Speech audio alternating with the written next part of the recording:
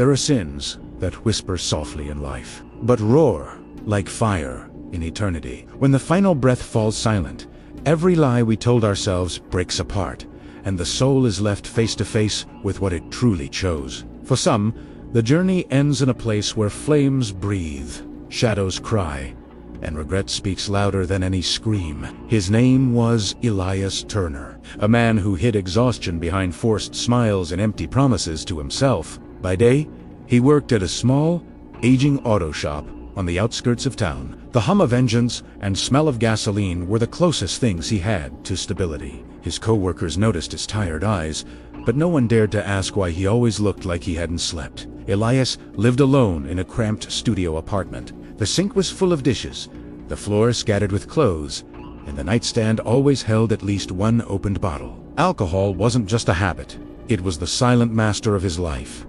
Embriaguez wasn't his escape anymore. It was his identity. He had once believed in something better. He remembered sermons his mother dragged him to, remembered the warmth of faith, the clarity of conscience. But as life disappointed him, he let bitterness settle in. His worldview shifted. Everyone is broken. I'm just coping my way. He had opportunities to change. His cousin invited him to church more than once. A colleague offered help. Even strangers tried to speak hope into him. But Elias always shrugged with the same answer. I'm fine. Don't worry about me. The truth was simpler, darker. He preferred the shadows.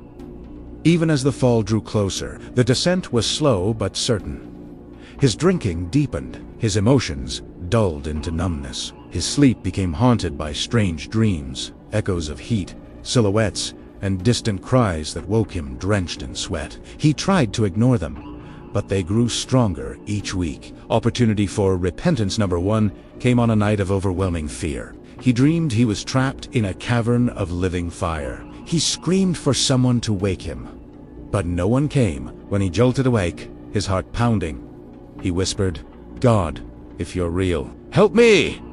But within minutes, he opened another bottle and drowned the moment. Opportunity for repentance number two came unexpectedly. He walked past a small church as the doors were closing after an evening service. A single phrase lingered in the air: "While there is breath, there is hope." His feet slowed. His eyes filled with something he hadn't felt in years. He could have stepped inside. He could have asked for mercy, but he looked away, muttered "not today," and kept walking. His soul grew heavier, his conscience quieter, and the path beneath him darker. He wasn't running from God anymore. It was drifting slowly, willingly, into a place where light no longer blinded him. It happened on a humid night, when the streetlights were blurred by drunken vision. Elias stumbled into his car, muttering to himself that he was in control. He wasn't. His hands shook. The street tilted. He forced the engine to start. A truck turned the corner. Headlights flashed. His body tensed for a split second, and then the world snapped into silence. No sound, no feeling. Husdasuden hollow stillness. The line between life and eternity had been crossed. Elias opened his eyes expecting darkness, but not this darkness. He was surrounded by a suffocating blackness that seemed to pulse with heat.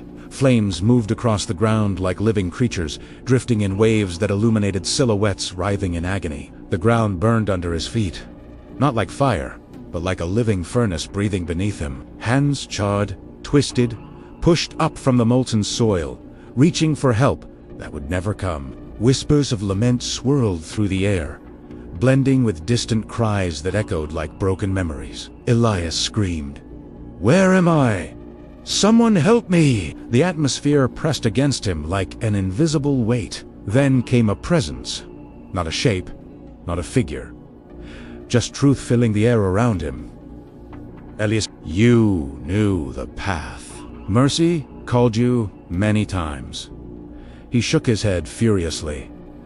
No, I can change.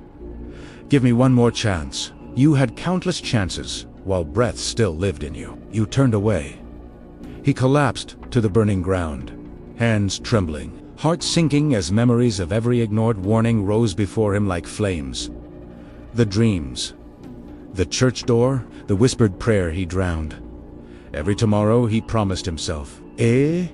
Felt it now, the separation. A gulf between him and the presence of God so deep it could never be crossed again. This was the valley of regret, and he had chosen it. Elias lifted his face toward the fiery sky, tears evaporating before they fell.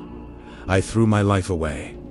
I ignored you. I wasted every chance you gave me. His voice cracked with desperation. Let me warn them, please. Let me tell the living what this place is. But the cries around him swallowed his plea. No message could escape this valley. No warning could return to the world of the living. His greatest torment was not the fire, but the eternal awareness that he had bound himself to it. Sin deceives. It tells us there is time, that tomorrow will save us, that God will wait forever. But death speaks without warning, and eternity reveals the truth. We harvest what we choose. While life remains, salvation stands open. But once the last breath falls silent, destiny is sealed. No one enters darkness by accident. It is chosen, piece by piece, refusal by refusal. If this story stirred your heart, remain close to the truth while you still walk in the light. Visit our previous episode. Its message connects deeply with this one. And prepare yourself. The next chapter will lead you even deeper into the mysteries of eternity.